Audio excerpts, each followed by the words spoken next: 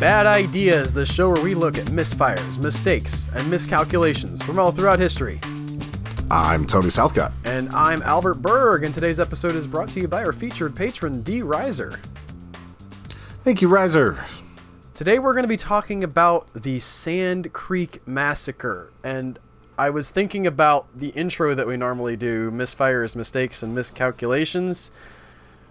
This story... It's possibly not in good taste to do the misfires part. It goes beyond any of those words in this case, Tony. As the word massacre might imply, we're going to be talking about straight-up evil. Not all of our bad ideas have straight-up evil. This one does. Sand Creek, as the name implies, is a small creek with wide sandbars that winds through the plains in the southeast region of Colorado. Even today, the area is fairly rural, with nothing more exciting to see than farmland, but in 1864, when our story takes place, it was practically the middle of nowhere.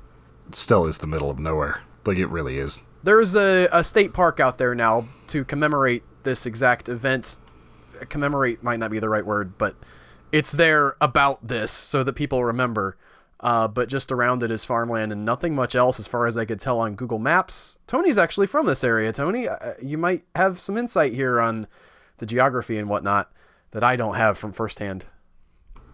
It's mostly just straight up flat. Like, this part of Colorado might as well be Nebraska, Kansas, anything like that. It's just out there. Like, there's not a whole lot to it. The nearest landmark of what you might call civilization, at least white civilization, was Fort Lyon, spelled Lyon. And the man who's in charge at Fort Lyon is named Edward Wynkoop, which I think is a delightful name, Tony. We're not going to have many delightful things in this episode, so I'm just going to stop and say, Edward W. Wynkoop, your name is pretty legit.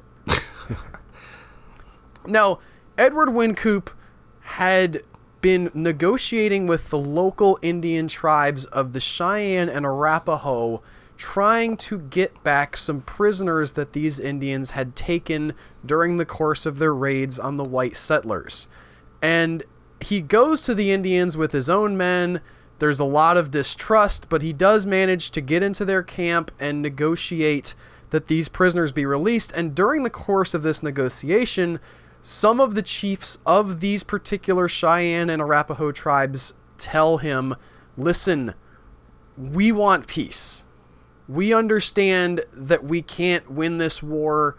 Ultimately, we want to be able to negotiate to just live a normal, unharried life. Can you do that? And Wynkoop says, I'm not really in charge of making peace with everybody, but I'm on board with your plan. I want there to be peace. I just can't make a treaty with you directly because he's, mid-level management essentially in the army. But he says, I will guarantee you safe passage to Denver, where you will be able to meet with the governor of Colorado, and he will be able to talk with you, and he has more power to make a treaty. Come with me. Let's talk. And they do. They release the white prisoners. They go with Wynkoop to Denver, where they meet with Governor John Evans. Now, Evans kind of gives them the same type of runaround that Wynkoop did, because he doesn't feel like he has the authority to offer official peace terms either, and he might not want to. But that's a different thing. That the official story that he's telling them is, listen, I'm just the governor here.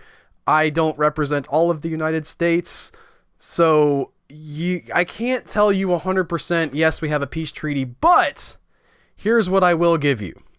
If you surrender peacefully at the fort, and all of your people are in the fort essentially as prisoners of war, you'll be okay. We won't attack you if you're staying with our people in peace.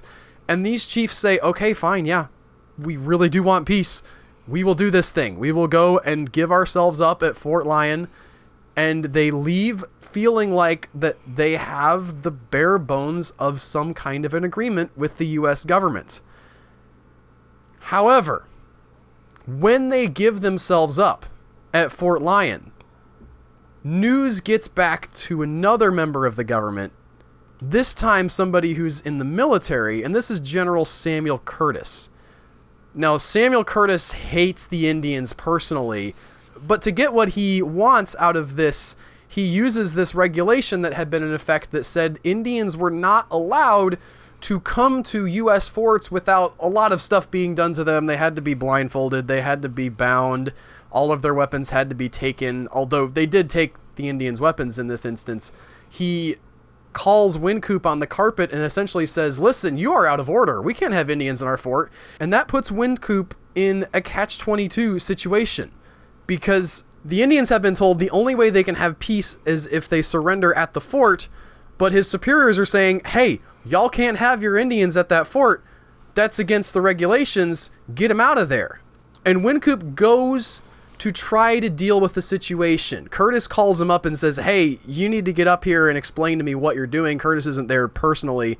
So Wynkoop leaves the fort to go and talk to General Curtis, and he is relieved of command while he goes on this mission by someone named Major Scott Anthony. Now, Major Anthony puts on an outward show of continuing Wynkoop's policy of friendliness to the Indians, but he makes a few changes. He says to the Indians, listen, there's a food shortage. If all of you guys stay inside the fort, we will not be able to continue feeding you. You will still be under our protection. We'll still consider you essentially prisoners of war, but why don't you guys go like 45 miles away from here to this place called Sandy Creek? You can hunt your own food. I'm going to give you back some of your weapons, and you can get buffalo and be able to sustain yourselves. And again, the agreement hasn't changed.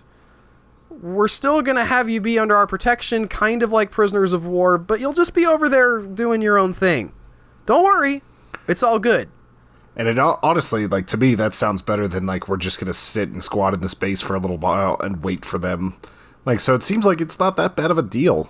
And you got to consider there's probably some tensions, right? I mean, both sides have been killing the other side for a reasonable amount of time now, so nobody loves each other that much. They're just trying to get along so they don't kill each other. Some of them are anyway. And it's worth pointing out that while I'm going to put Anthony's motives as being negative, the food shortage was a very real concern. The Indian raids on the supply lines to Denver had left the area relatively hungry, and then the white people forcing the Indians off of their regular hunting grounds had left them very hungry, so nobody is exactly living high on the hog at this point. That's actually, like, the town that I spent most of my time growing up in, like Fort Collins, was established because of raids like that. It's like those forts were established because they had, like, these footholds out in the west and everything, but because of supply line raids, they had to set up these to protect some of the pilgrims coming through, some of the people moving further westward. Yes, that was a major concern, was having a throughway for people to safely travel into the west, because some of the Indian nations were like, you guys can come through here, I guess, but you can't stay unless you're going further away. You also have the massive difficulty of dealing with the fact that there are many Indian nations. Within those Indian nations, there are different factions. This faction of Cheyenne that makes peace with the whites is a subsection of the larger nation of Cheyenne. These are the people who are most interested in peace. There are other Cheyenne who are very much not on board with the idea of making peace, and they just want to kill everybody. So there's internal struggles happening within even individual nations of the Indian tribes. So there's all of that you have to take into account, and I'm sure it was basically as confusing at the time as it is today to sort out. Now, the reason that I said earlier that I think Major Anthony was not on the up and up, and being honest, when he sent these Indians away, is because almost immediately after, a man named Colonel John Chivington arrives at the fort from Denver with a group of 800 men under his command, intent on killing every single one of the Indians. The timing here is way too perfect for my taste. I don't have exact data on this, but my gut tells me that there's probably conspiracy between General Curtis and Chivington. Curtis hates the Indians. Chivington hates the Indians. Curtis probably knows that Wynkoop won't let anything go down, so he pulls Wynkoop away under the excuse of having him explain what's exactly going on, puts Anthony in charge. Major Anthony pretends he's still friends with the Indians, but he sends them away from the fort. He gives them weapons. He's able to make it look like they still could be a threat, even though he has nominally said, no, we're still protecting you. I'm connecting these dots, and I want to be clear that this is theory. I don't know for a fact that all of these people colluded with each other to do this killing, but it sure does seem extra super convenient otherwise. I was considering the parallels here between like the My Lai massacre and like William Calley and some of the slow breakdowns that happen that lead to this sort of thing. Like Jocko Willink and a few other podcasters, Daniele Bolelli had an episode that drew this out and showed how these slow breakdowns in discipline, along with the buildup of hate and so many other things, led to these. And it's horrific how, and like just normal men can turn to evil things like this. So I'm a little bit distracted thinking back to what I already know is going to happen. Well, I want to point out a couple of things. There are some interesting parallels to My Lai, because one of the biggest problems at the My Lai massacre was that the official word from on high in the military command was that every person in the area was to be designated as a hostile combatant. If they had not evacuated, they must therefore be hostile, and so you have essentially written a blank check to your soldiers, because whatever they do in that instance, they have been told by command, well, you're killing the enemy, so it's cool. That exact circumstance happens here. However, the men that are marching with Chivington do not suffer from a breakdown of discipline because they never really had any in the first place. Chivington's troops that he shows up with are people who have signed on for the specific purpose of killing Indians, and their time in the military is very brief. They're called the 100 Daysers. So essentially, you could at this point sign up for a period of 100 days with an official military unit, and your only job would be to potentially maybe deal with some Civil War stuff, which we'll talk about, because it's important to remember the Civil War is happening while this story goes on, but also basically just to deal with Indians. And if you're the kind of person that signs up for a 100-day stint of killing Indians, you might not have been super stable in the first place. And speaking of people who are not super stable in the first place, John Chivington is a problem. Many times our stories on bad ideas don't have an obvious villain. This is not one of those times. John Chivington had originally set out to be a Methodist preacher, but from what I could tell in reading the documents that were around from the time, something about him did not sit right with the Methodists. He doesn't get outright kicked out of the church, but they just kind of put him on the back burner and say, yeah, sure, you're a preacher. We're not putting you anywhere. You're not going to preach to anybody.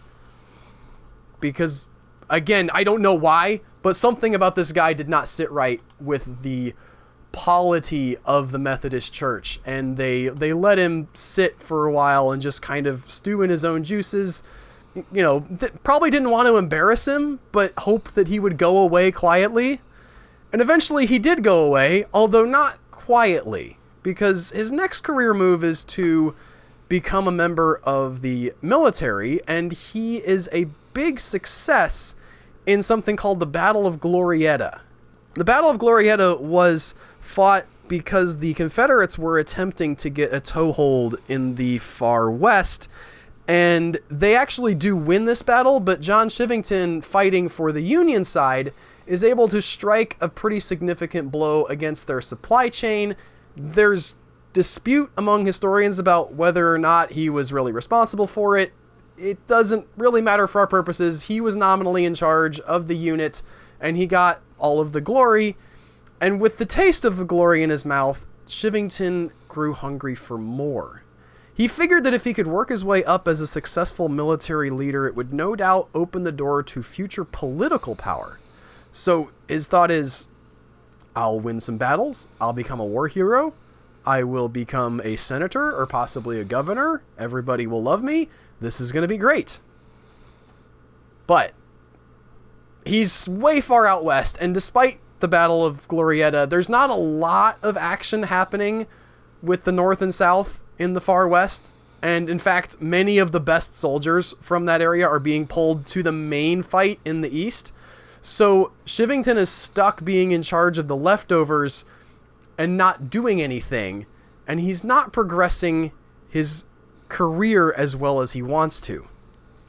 So, in 1864, he's in command of the 3rd Colorado Cavalry. As I mentioned, these guys are 100 daysers, and they were named the Bloodless 3rd because their 100 days were almost up and they had had no action. If only it had stayed that way. Well, this is a problem for John Chivington, though. You cannot be a military hero without military heroism.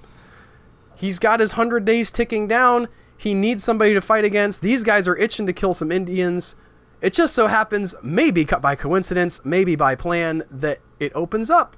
Major Wynkoop, the friend of the Indians, at least as he would be characterized by people who really hated the Indians, has left his fort, and there is a giant pack of Indians where they know exactly where they are, just sitting on Sand Creek. Chivington had been there during the negotiation, so he knows all of the players involved, and he shows up at the fort with his men with the express purpose of killing the Indians. Now, fortunately, we don't just have a villain in this story, Tony. There is also a hero, and that man's name was Silas Soule. Captain Silas Soule was an abolitionist activist who had already made a name for himself in his hometown of Kansas City. In its early days as a territory, Kansas was disputed territory between the abolitionists and the advocates of slavery.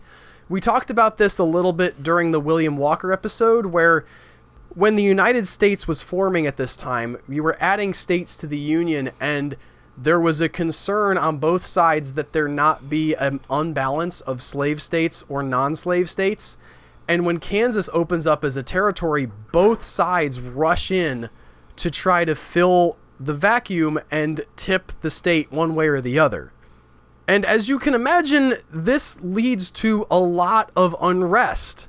The era from 1854 to 1861 was commonly known as Bleeding Kansas because of all the fighting that went on. It was essentially a prelude to the Civil War, and the abolitionists would conduct raids on slave-holding towns, kidnap the slaves out of the towns, and bring them into what they hoped would be freedom. The slaveholders would then launch counter raids to get their slaves back and try to bring them back into slavery. And Silas is literally fighting for the freedom of slaves during this time. While he's involved in this conflict, he also distinguishes himself by helping to rescue several of the leaders of what was called the Jayhawks at the time. The Jayhawks were this group of people who were fighting as hard as they could to keep slavery out and to free slaves as much as they could. He frees one of the leaders of this movement from jail. He has this great, clandestine 1860s spy novel thing going on where he goes and convinces the jailer that he has a message from the man's wife, and then he goes into the jail and it's actually hey, be ready, we're gonna be here at midnight, and then they go and break him out, and it's really cool. He actually gets himself arrested on purpose, trying to break out two of the men who were involved in John Brown's raid on Harper's Ferry, but they refused to be broken out because they wanted to be killed and seen as martyrs rather than walk free. So this guy... That is definitely commitment. It's commitment, but more to the point, Silas Soule, this is the kind of guy that you think maybe only exists in movies. He's in his early 20s, and he's already doing all of this stuff. He's already been a part of the gold rush, trying to get out there and get some gold. He's He's definitely made a name for himself. And on top of all that, he was also involved in this victory at the Battle of Glorieta. He fights with Chivington, not against Chivington, but like in Chivington's forces to not exactly win, but at least strike a blow against the Confederates so that their victory is not total. And at the time that our story takes place, Silas Soule was stationed at Fort Lyon. He had been one of Wynkoop's men. He's now under Major Anthony's control, but he has Wynkoop's best interests in mind. He shares this man's desire for peace with the Indians. He's the kind of person who is not going to take it if you're just going to slaughter people. And so he rides out to meet Chivington's men and to figure out, okay, what's going on here? Why are you here? What are you doing? And he's horrified to learn that they're just there to wipe out the Indians. He straight up tells them, listen, those guys are prisoners of war. And the men who are riding with Chivington said, yeah, well, not going to be prisoners for much longer, are they? Soule can't do anything directly, though, because both Chivington and Major Anthony outrank him. So he's stuck just kind of talking to Major Anthony, saying, you gotta talk to this guy, tell him he's about to screw this whole thing up. Anthony seems to have wanted at least some of the Indians dead himself, so he's not really willing to go to bat for what Soule is talking about. And in addition to all this, Chivington takes precautions against Soule sending a warning to the Indians by placing guards around his own fort and forbidding anyone to leave. Once Chivington had consolidated his forces, he marched. He left Fort Lyon at sundown and marched all night so that he might take the Cheyenne by surprise as the sun rose the next morning. Even so, the camp saw him coming. Chief Blackkettle of the Cheyenne, not knowing the intent of the soldiers, raised a white flag and a large American flag that he had been given personally by Abraham Lincoln over his tent to show that his camp was peaceful and friendly to the United States. A white man who was living with the Cheyenne named John Smith went out to meet the oncoming soldiers to see what their intentions were, and he was shot at for his troubles. Smith ran back toward the camp to warn the Indians, but by then it was too late. The men of the 3rd Cavalry had begun their assault on the camp. It was not a disciplined, carefully planned attack, but rather a chaotic killing spree. The men of 3rd Company had been instructed that all Indians they saw could be considered hostile, and so they ran down women and children along with the fighting-age men. Some of the Indians tried to take shelter under the riverbank, resulting in the green, disorganized troops of the 3rd taking positions on both sides of the river and firing at each other as they tried to kill the Indians. I was going to say, this sounds like gang warfare. This doesn't sound like anything that like an organized group would do. Like 100 days is not enough time to make real soldiers. It's not, and this is going to be Chivington's best defense when it does come time for him to defend himself. He will say, listen, guys, I didn't tell them to do this. They just kind of ran off and did their own thing. And in Silas Soule's testimony against Chivington, he mentioned several times how stupid it was that these guys are taking up firing positions opposite each other. They're shooting down into the riverbed from an elevated position, so nobody actually shoots each other, but Silas is savvy enough to know that this is a real dumb idea. And at the same time that he's sitting here thinking this is a real dumb idea, Silas has also ordered the men under his command not to attack. Directly contradicting the orders that he was given, he says, no, I'm not doing this. I don't care what the orders are. This is wrong. This is a massacre. You guys do not take part in this. And he is able to stand up at least somewhat to the tyranny of Chivington and keep his own men from attacking. But it's just not enough. Yeah, it would have taken something like his men actually going after Chivington's men, which probably would have got him hung for treason to stop something like this. I don't know this for a fact, but my impression based on his testimony was that he did try to position his guys in between Chivington's men and the Indians, but the attack was so disorganized, and I don't think he is willing to just fire on his own troops who are doing this attack, that it just kind of doesn't matter, and they go around. The brutal killing, scalping, and other unmentionable mutilations of the Indians went on for most of the day. Nearly 150 Indians were killed, with about 100 of that number being women and children. The white man who lived with them, John Smith, survived the battle, but his half-Indian son named Jack was shot the next day. And reading this testimony from John Smith at the trial after this happened really got to me because it was firsthand, because he's talking about someone that he knows being killed. And I'm going to read this to you guys. It's one of the less gruesome things that was done, and yet it's still heart-wrenching. Quote, "I had a half-breed son there who gave himself up. He started at the time the Indians fled. Being a half-breed, he had but little hope of being spared. And seeing them fire at me, he ran away with the Indians for the distance of about a mile. During the fight up there, he walked back to my camp and went into the lodge. It was surrounded by soldiers at the time. He came in quietly and sat down. He remained there that day, that night, and the next day in the afternoon, about 4 o'clock in the evening as I was sitting inside the camp, the soldier came up outside of the lodge and called me by name. I got up and went out. He took me by the arm and walked toward Colonel Chivington's camp, which was about 60 yards from my camp. He said, 'I'm sorry to tell you, but they're going to kill your son Jack.' I knew the feeling toward the whole camp of Indians, and that there was no use to make any resistance. I said, 'I can't help it.' I then walked on toward where Colonel Chivington was standing by his campfire, and when I had gotten within a few feet of him, I heard a gunfire and saw a crowd run to my lodge, and they told me that Jack was dead." Just makes no sense at all. And this is not someone that you could argue was a fighter. He's not even running away. He's just killed for the crime of having some Indian blood in him. And a child at that. There are worse atrocities committed. I cannot recount them, but if you have the stomach, I recommend that you steel your soul and read what was done to the Indians during this attack, because you need to know how dark people can be. Yeah, and there are many, many books on this, like Bury My Heart at Wounded Knee and various others that really go a lot deeper on the atrocities that happened there. Yes, Wounded Knee would be sort of the other parenthesis of this major... Oh, sorry. I was thinking of...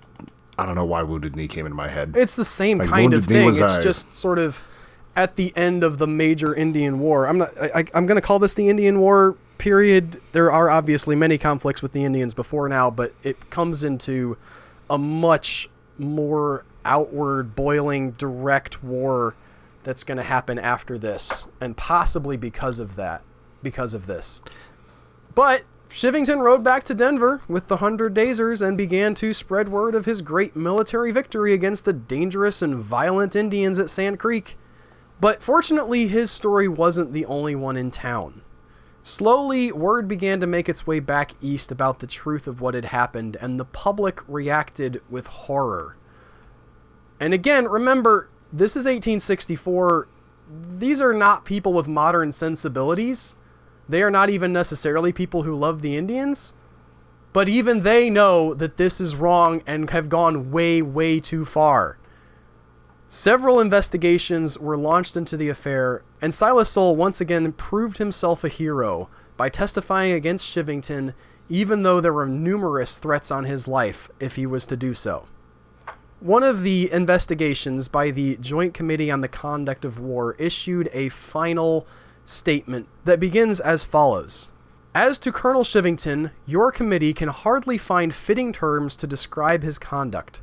Wearing the uniform of the United States, which should be the emblem of justice and humanity, holding the important position of commander of a military district, and, therefore, having the honor of the government to that extent in his keeping, he deliberately planned and executed a foul and dastardly massacre which would have disgraced the veriest savage among those who were the victims of his cruelty.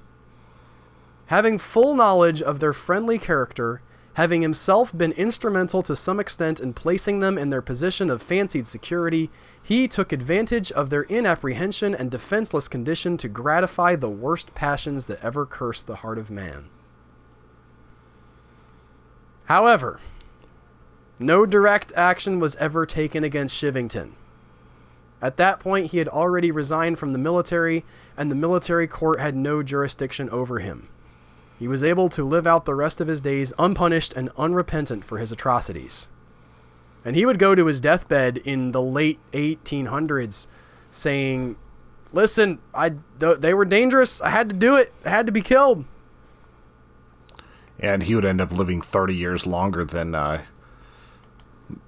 Silas Soule, too. Yeah, we're about to get to that. He did get cancer at the end. I sure hope that was painful.